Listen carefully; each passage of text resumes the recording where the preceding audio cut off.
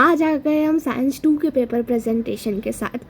मैं आपको सारे टिप्स शेयर करूँगी कैसे मैं साइंस 2 में भी 39 आउट ऑफ 40 लाया था, क्योंकि इसमें बहुत सारा याद करने की चीज़ें होती है। अनलाइक साइंस 1 हमने न्यूमेरिकल्स अटैम्प्ट कर दिया, कार्बन कंपाउंड्स कर दिया, ये थोड़ा अलग है, ठीक है। तो मैं वो सारी टिप्स शेयर करूँगी। तो पहला आता है MCQs फॉर 5 मार्क्स, जिसमें आपको क्वेश्चन नंबर और ऑप्शन नंबर लिखना है। जैसे 5 MCQs लिखे हैं मैंने, वैसे ही आपको लिखना है। जैसे ये रहा, चूज़ द करेक्ट अल्टरनेटिव, देख सकते हो, MCQs फॉर 5 मार्क्स, ऐसा आता है। इसके लिए आपको कॉन्सेप्चुअल क्लैरिटी होनी चाहिए। उसका मतलब क्या होता है, आपको बुक का एवरी लाइन बहुत ध्यान से पढ़ना है। सिंस आपके पास गैप डे से आप उसको यूटिलाइज कर सकते हो। For reading the textbook once, concept clear रखिए।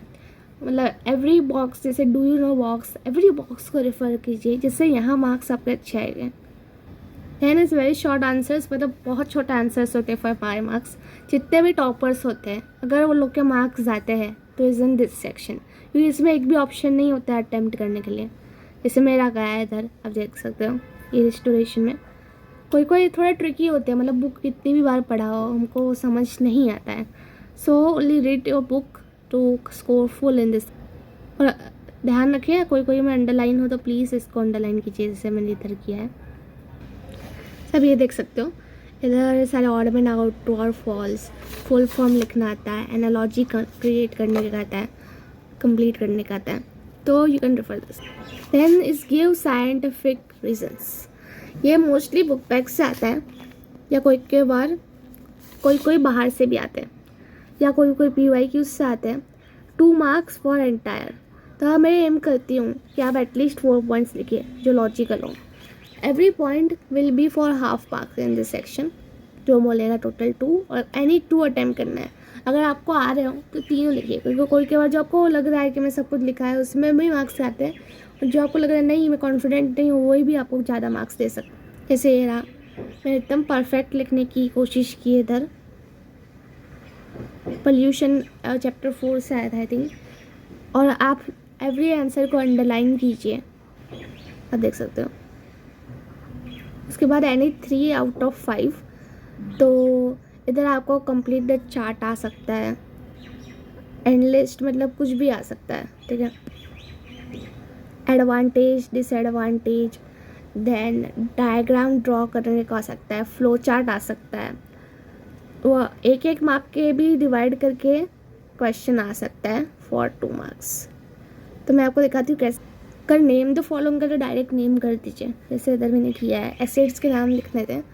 उसके बाद डायग्राम में ऐसे कुछ रूल नहीं है कि पेन से ड्रॉ करना है या पेंसिल से ड्रॉ करना है, पर मैं आपको क्या रिकमेंड करती हूँ कि आप पेन से ही ड्रॉ कीजिए, क्योंकि क्या होता है एग्ज़ाम पेपर एटलीस्ट 2 महीने तक हो रहा होता है। तो पेंसिल जो होता है यूज़ करना है तो भी डार्क पेंसिल यूज़ करिए, वो थोड़ा लाइट हो सकता है। जैसे आप इसमें देख सकते हो, इट्स क्या, ये लाइट हो गया। और आंसर है तो इसको अंडरलाइन ज़रूर कीजिए। जैसे ही मैंने सारा लिखा है answers, can see. Diagram draw करना तो एकदम नीट ड्रॉ कीजिए, लेबलिंग कीजिए जहाँ जहाँ रिक्वायर्ड है। डायग्राम का नाम है, डायग्राम को ऐसे बॉक्स कीजिए। It to score good. आपको प्रेजेंटेशन पे भी इतना ध्यान नहीं रखना है, मेन तो आपको कंटेंट पे ही मार्क्स देते हैं टीचर। पर अगर यू स्कोर मोर तो टीचर आपके छोटी छोटी मिस्टेक्स भी देखते हैं पेपर के अंदर।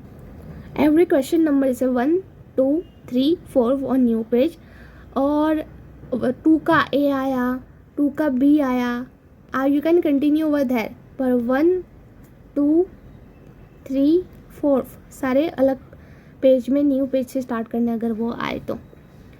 जैसे आप ये देख सकते हो, इसमें कौन सा टाइप का क्वेश्चन आते हैं, 3rd में फिगर और इसका रिलेटेड। इसमें ज़्यादा बड़े आंसर्स नहीं आते हैं, शॉर्ट आंसर आते हैं। इसमें मैं कह रही हूँ बुक को बार बार पढ़िए। डिस्टिंग्विश बिटवीन आ गया, या कोई भी क्वेश्चन आता है। उसके बाद complete the paragraph type questions आ गए। डायग्राम दिया है, उसके ऊपर फ्लो चार्ट आ गया आपको, ऐसे चार्ट। ये चार्ट तो बहुत बार आ चुका है, देख सकते हो। इसके बाद तो 4th है, ओके।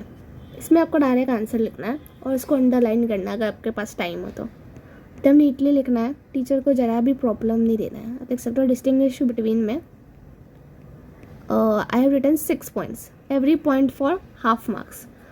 जितना हो सके मैक्सिमम पॉइंट्स लिखने की कोशिश कीजिए, और ऐसा होना चाहिए कि वो रिलेटेबल हो, ऐसे नहीं कि कुछ भी लिख दिया आपने डिस्टिंग्विश में। पैराग्राफ कंप्लीट करना है तो पूरा पैराग्राफ लिखना है, लिख सकते हो। डायग्राम एकदम नीटली बनाना है जैसे पेपर में दिया है, बॉक्स हो तो बॉक्स, सर्कल हो तो सर्कल ड्रॉ करना है, then you can refer all.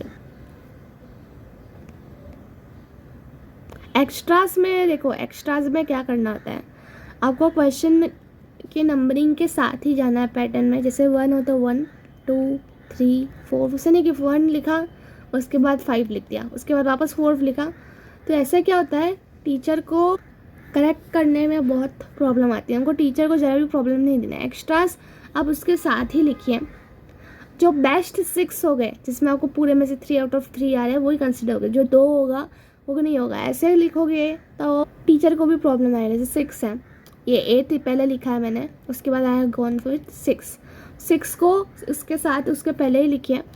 यानी 5 मार्क वाला क्वेश्चन, उसमें सबको अगर 5 हो तो थोड़ा प्रॉब्लम आता है, जैसे 5 है तो इस पर कोई बार प्रॉब्लम आ सकता है आपको।